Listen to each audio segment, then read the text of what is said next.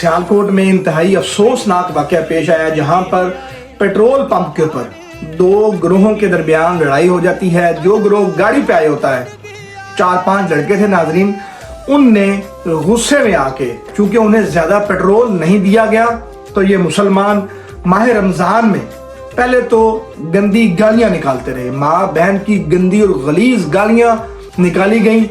उसके बाद उस लड़के ने अपने पीछे से पिस्टल निकाला और दूसरे अपने मुसलमान भाई को गोली मार दिया। लोग छुड़वाते रहे, वास्ते देते रहे उसे, लेकिन वो भाई साहब जो थे वो कोई बदमाश थे इलाके के। उन्हें ये चाहिए था कि पेट्रोल महंगा हो गया है, एहतजाज करो, जो तुम्हारा हक बनता है पूरा मन एहतजाज करो, अपने हक के लिए बोलो। लेकिन हम ऐसी कौम हैं, हम एक दूसरे को मार सकते हैं, हम एक दूसरे को गंदी और गलीज गालियां निकाल सकते हैं, लेकिन अपने हक के लिए आवाज नहीं उठा सकते, क्योंकि हमारे ज़मीर मर चुके हैं, मुर्दा हो चुके हैं। हमें अपने हक के लिए बोलना चाहिए, हमें जुल्म के खिलाफ बोलना चाहिए, लेकिन हम खुद ही जालिम बन जाते हैं, लेकिन हम खुद ही मजलूमों को दबाने में लगे हुए। वो जो गाड़ी पे आए थे साहिबान, वो कोई अमीर होंगे, किसी अमीर बाप की औलाद होगी।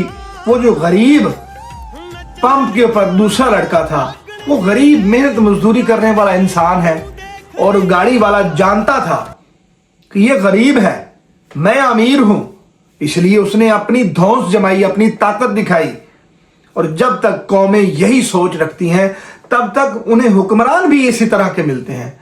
वो जो पंजाबी में कहूंगा तुन के रख देने, जो कौमें अपना मुकद्दर खुद नहीं बदलती, उनका मुकद्दर कभी नहीं बदला जा सकता।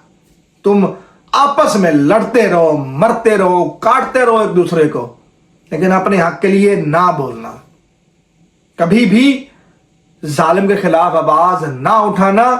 और जो तुमने इस बंदे ने उस लड़के को मारा है नाजरीन, कितना बड़ा जुल्म किया, और जाएगा कहां पे?